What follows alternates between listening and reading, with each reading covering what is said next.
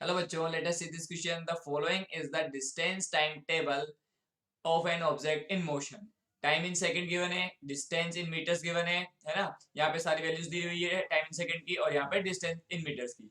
ए पूछा है what conclusion can you draw about the acceleration, है ना। इज इट कांस्टेंट, वो कांस्टेंट एक्सेलरेशन, इंक्रीजिंग हो रहा है, डिक्रीजिंग हो रहा है और जीरो हो रहा है। बी पूछा है यहाँ पे what do you infer about the forces acting on the object. तो फोर्स के बारे में पूछा है कि वो इंक्रीजिंग है, डिक्रीजिंग है। ओके, तो स्टार्ट करते हैं हम। देखिए, हमें ये पता है कि जो वेलोसिटी होती है distance upon time, displacement over time, है ना। तो हम यहाँ पे वेलोसिटी का फॉर्मूला लिख सकते हैं S upon T, S upon T. और हम v1 कैलकुलेट करें तो v1 आएगा जीरो, क्योंकि t इक्वल्स टू जीरो पर वो रेस्ट में है, उसने कोई भी डिस्प्लेसमेंट, कोई भी डिस्टेंस ट्रेवल नहीं करी, तो v1 जीरो। v2 देखें तो v2 के लिए हम बात करेंगे यहाँ पर वन बाई वन, क्योंकि देखो यहाँ पर वन है और टाइम वन हो गया, तो वन बाई वन वन। फिर v2 हम देखें, v3 हम देखें तो v3 आएगा 8/2, ये हो जाएगा 4, 8/2 4 हो जाएगा। तो यहाँ हमें दिख रहा है कि जो वेलोसिटी है वो इंक्रीज हो रही है। ऐसे हम आगे भी वैल्यूज कैलकुलेट कर सकते हैं। अब हम बात करते हैं आगे एक्सेलरेशन। तो एक्सेलरेशन जो होता है वो होता है change in velocity upon time.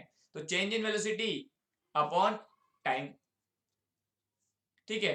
तो ऐसे हम a1 कैलकुलेट करें तो a1 आ जाएगा हमारा, अब change in velocity upon time का जो फॉर्मूला हमने अप्लाई करा उसमें हम v1 v2 ये वैल्यूज रखते हैं, तो जीरो, तो वेलोसिटी v1 जीरो है, तो यहाँ पे a1 क्या आ जाएगा जीरो। ऐसे ही a2 इक्वल्स टू, यहाँ आ जाएगा वन बाई वन, क्योंकि v2 क्या है वन है और टाइम भी क्या है सेकंड में वन, तो वन बाई वन वन आ जाएगा।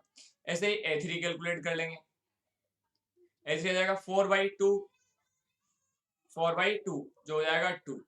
तो हमें यहां से दिख रहा है कि एक्सीलरेशन भी क्या हो रहा है, इंक्रीज हो रहा है। तो हम पहले ऑप्शन का जो आंसर देंगे वो कहेंगे कि यहाँ पर एक्सीलरेशन क्या है, इंक्रीज हो रहा है। ओके, अब हम बात करते हैं फोर्स की। तो फोर्स का जो फॉर्मूला होता है, फोर्स का फॉर्मूला होता है F equals to mass into acceleration.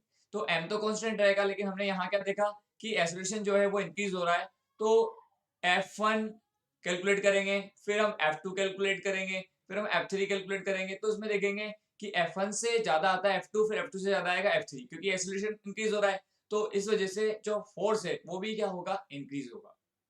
I hope you understand. Best of luck.